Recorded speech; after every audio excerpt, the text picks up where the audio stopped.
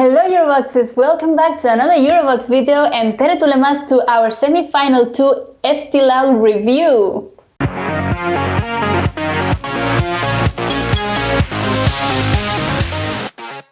So we did a video on semi-final 1, here's a video on semi-final 2, and let's get straight into it. So Stuart, tell us, who stood out for you first? So this one's getting a lot of buzz, and for good reason. My first standout song from semi-final 2 is Tusk with Beautiful Lie. But darling, I can't fight for you anymore. When you give me faith and tear it away. There's something that's so powerful about this song, and it was an immediate standout when I watched all of the Eesti Laul songs from both semifinals. I think that there are a lot of things that really work well in this song, but one of them has to be the use of silence. There's so many moments in the song where it just kind of goes quiet, and it gives us this moment to breathe, and it also helps us be drawn into Jagut and his singing.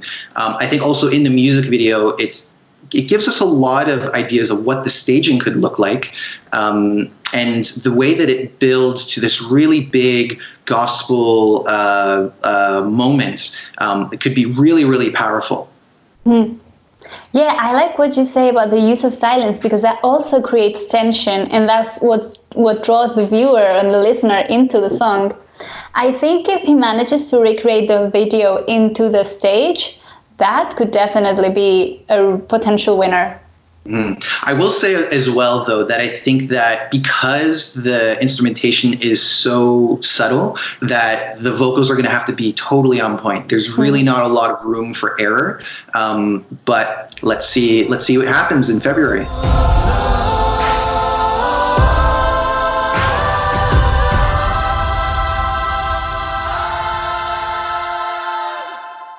So that's my first one. Clara, what's your first one?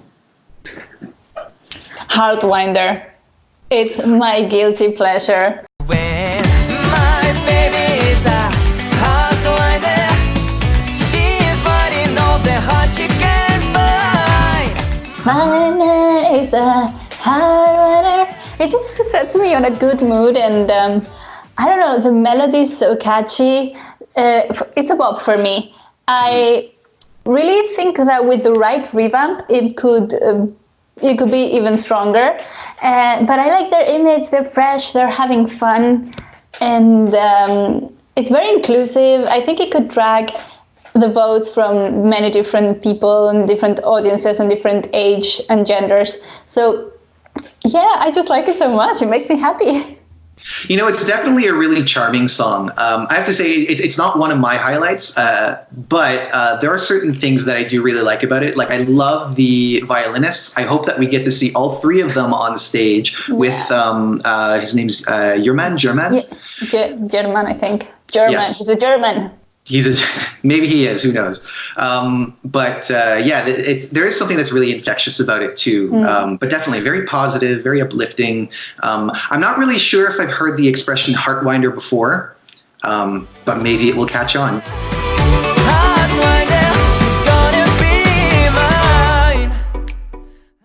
So who's your second one? My second one, it has to be Udo Sepp with I'm Sorry I Messed Up.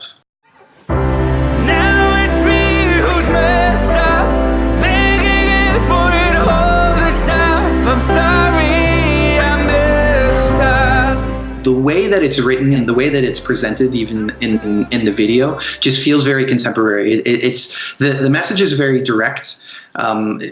You know right away what the song is about and what the feeling of it is. And vocally in the studio version, I think that it's really performed well. I haven't seen any videos of Udo performing live, so who knows how this will be when we actually see it on the stage. But it could be a contender, I think. Yeah, for me it's a very correct song. I didn't like it I liked it. I just think it could be forgotten overall on a Eurovision stage with other countries, but I think as his presentation card, I think it's very good. Yeah, and I think that's a good point too. There are a number of similar songs this year. So maybe if he gets an unfortunate spot in the running order, then that could cause some problems. But I guess we'll see. Thinking what we could have been and all the things we'll never see. I'm sorry I messed up. So Clara, tell me about your number 2. It's Ükskordvil by Traffic, my friends Traffic. Ainult ükskord veel tahan tunda nagu siis ma end. Ükskord veel hoida sind ja sellest piisaks ka sest. Yeah, they're very popular in Estonia, and I've been hearing about them for a very long time. And they already took part in Laul in Eesti Laul, with Elise, I think. Elise, no, a few years ago.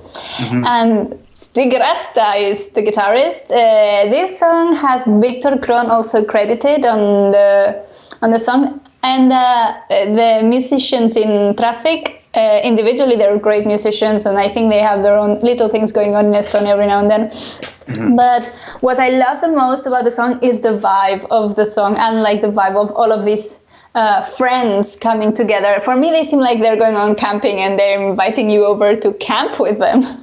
Yeah, I get that feeling exactly as you described it. And yeah, certainly a lot of Eurovision experience in this song, and it's infectious. I do really like this song. I do think that there are some similar songs that are in Estonian and have this kind of folk rootsy band presentation that might cause it some trouble. It might. I mean, as you say, it might not be an issue because Traffic is a fairly well-known band in Estonia. But I guess we'll have to see when it comes to the semi-final.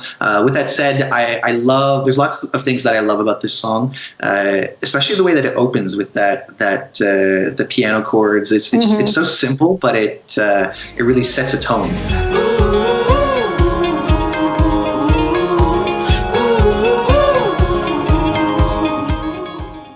What other song did you like? So I have to say that another one that really stood out for me would be Janet with Hingelind.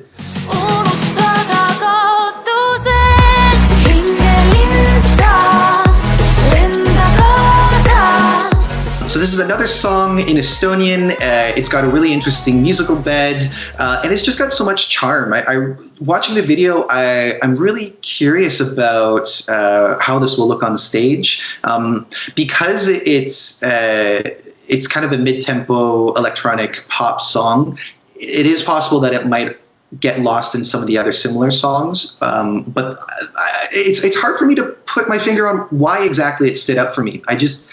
It just did, and maybe that has to do with Janet herself.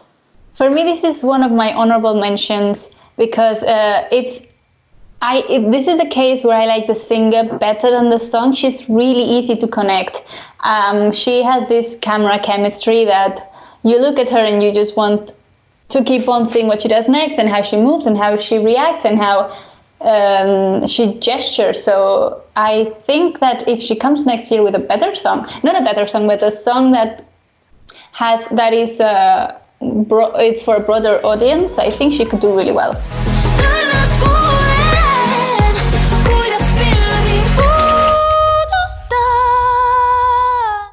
And I understand that you have one more highlight to talk about. Yes. What Love Is by Uku Suviste. I never imagined the power, I never imagined the need, I never imagined what love is. I think it's a very theatrical song, and I love when he sings in his lower voice or like he goes down an octave. With the right staging, it can have an impact, and I think, I'm thinking about the contest, the Eurovision contest. Apart from Duncan Laurence and Sergei Lazarev, did we have any other power ballad or ballad in general? Sang by men. Yeah, I was thinking about that as well. I mean, there were some like Georgia or Croatia with Rocco. Neither of those, of course, advanced, and those were a little bit more traditional as well. They were, let's rock, because there's a little bit of, you can hear a little bit of rock. or like a power ballad rock guitar, like electric guitar in the background to make it look more like oomph. Mm-hmm. Yeah, this is an interesting one. I've been thinking about it as well. Uku is somebody who has also done really well at Eesti Laul, making it to the super final last year and losing out in the last round to Victor Krohn. So maybe it's just a matter of coming back with this song. And based on what I've seen online, it seems like there is a lot of appreciation for it. On a personal level, I'm not really sure if I understand the correlation between the vocal arrangement and the lyrics. To me, there's something that doesn't really connect, but that doesn't always really, it's not a necessary quality, I don't think, when it comes to Eurovision or the national final selections.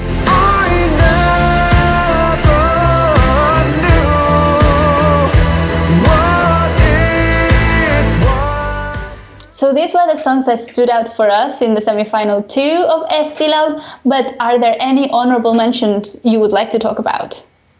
There is one honorable mention for semi-final 2, and that would be Shira with Out in Space. This song is really, it's curious. Again, I do think that, like some of the other songs, it might get lost in the similar ballads, but there is a curiosity about the song, and I must say that I also really like the video. The aesthetic of it is all really striking, and it makes me want to know more.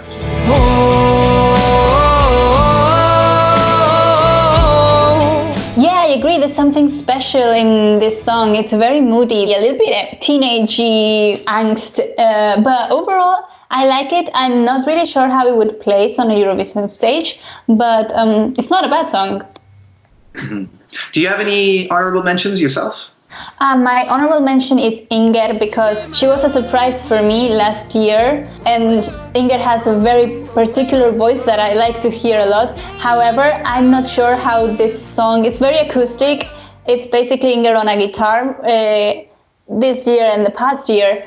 So I'm not sure how this song would do on Eurovision stage. We have the example of like Paradise Oscar or Tom Dice doing quite well, but I'm not sure how strong Inger's image or performance could be to stand out.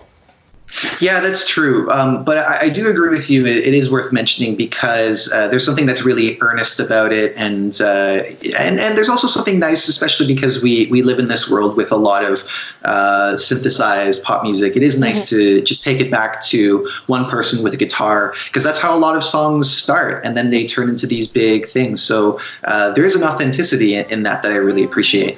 Used to be my only dream. Oh, well. So guys, this was our review on Eesti Laul semi-final 2 songs. Let us know in the comments down below if we did not mention one of your favorites, and let us know which song is your favorite. Let us know if you agree with our picks, and don't forget to like, comment, subscribe, follow us on all of our social medias, and see you next time. Bye! Nagemist!